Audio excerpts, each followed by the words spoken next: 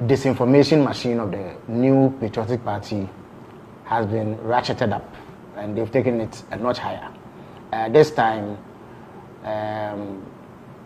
Reverend Ntim Fordjour, who also doubles as the Member of Parliament for the good people of Asin South, has made very wild claims to the effect that 2 aircrafts which passed through Ghana for various reasons were carrying drugs, and that was the reason why they were here. He also alleged that they were involved in money laundering, and therefore he was calling for investigations. As you may be aware, President Mahama gave him the opportunity to present any evidence or any basis he has for making that claim to the security services, so that together we could look into the matter to ascertain whether there was any truth in it. I can report to you that because he knew he was peddling total falsehoods and lies, he now claims, after being invited to assist with investigations, that he was speaking on behalf of the committee that he was part of, and that the views he expressed were not his personal views. So because of that, he says he's unable to cooperate with the security agencies. I say that he was peddling falsehood because the facts as they exist vary completely from the claims that he made. When he made that claim, he was only seeking to peddle falsehood in a bid to undermine the confidence that the people of Ghana have in this government. The truth is that 2 aircrafts with completely different purposes arrived in Ghana, and their arrival was perfectly legitimate, and they were here for very genuine reasons. The first one is an Annoh flight 12BK with registration number CVK 7037. Now this flight essentially is a cargo plane which arrived on the 12th of March 2025. Now no plane arrives in Ghana without a landing permit. So this plane secured a landing permit with number GAF/TMAO/25/7863. Now the purpose for arriving in Ghana was what we call a technical stop. Essentially, this is a cargo flight that was destined for the European Union market. And European Union regulations dictate that some specific regulatory requirements be met before any plane of that sort can enter the EU.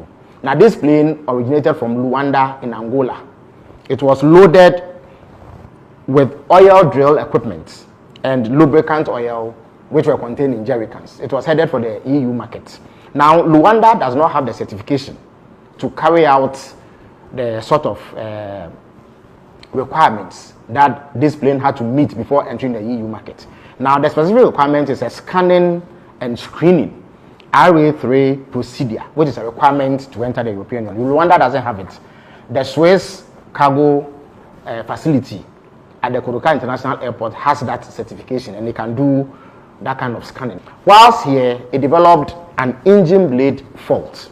Its engine blade was damaged, and then it was also detected that there was severe oil leakage, which required immediate attention.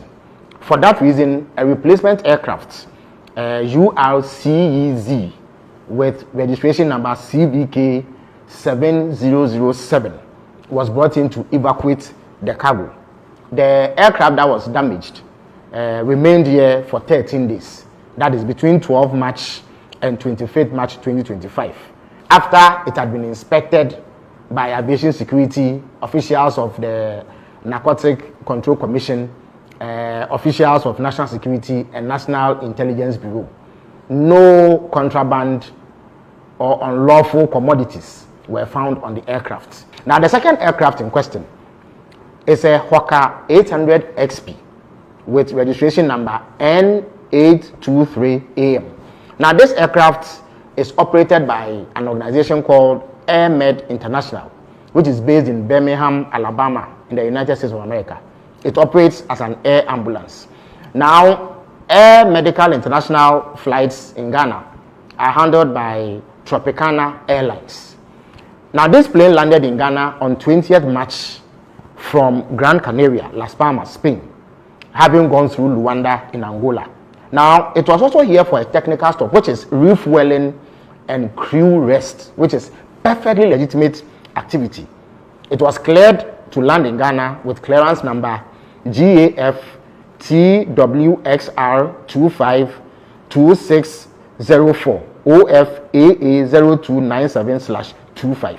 Now, whilst it was landing in Ghana, it developed a tire burst and some difficulty with its landing gear, and therefore needed to remain here to be serviced. So another aircraft with registration number N864 arrived on 22nd March with tires and flight engineers from Luanda to replace the damaged tires of the aircraft. Now, once this was fixed, it departed the Kotoka International Airport on 25th March. The aircraft was once again inspected by officials of aviation security, officials of national security, officials of the National Intelligence Bureau, and NAPO, who made sure that it did not contain any unlawful substances, as alleged by Reverend Ntim Fordjour.